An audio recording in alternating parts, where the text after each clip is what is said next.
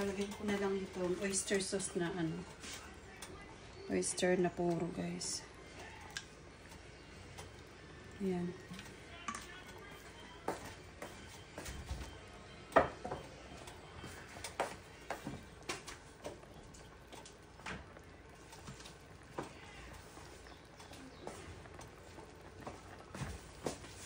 Ayan, guys.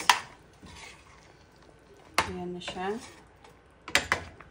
And then, guys, ang gagawin natin dito, tanggalin ko lang yung mga dumidikit sa ano.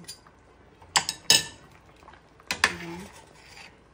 Ilagay na rin natin yung patatas para sabay-sabay na rin maluto. Kasi malambot na yung ano, guys. Malambot na yung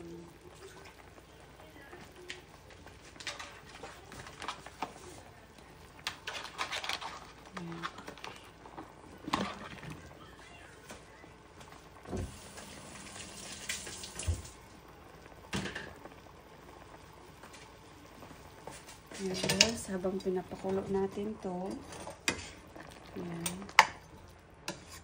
napalambot.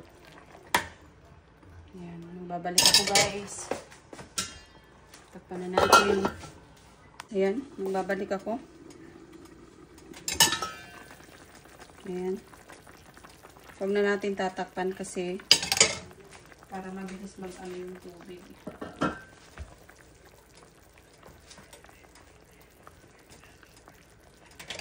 Ayan.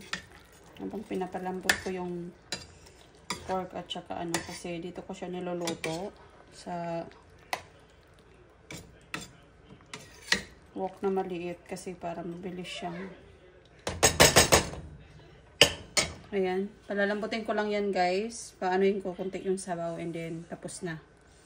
Ayan. May lalagay pa ako dyan. Lalagyan ko ng kunting cornstarch para mag-thicken yung sauce. Kasi gusto ng asawa ko yung ganun. Ayan. Ayan, guys. Guys.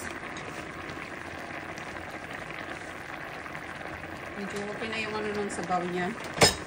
Okay na yung medyo may sabaw kasi yung mga baka.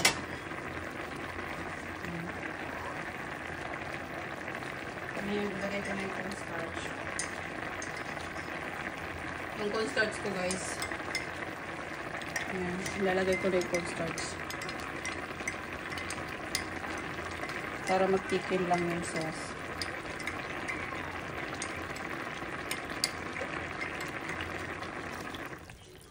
Yan. Yung cornstarch ko, guys, lagyan ko ng kunting sukal para mag-balance.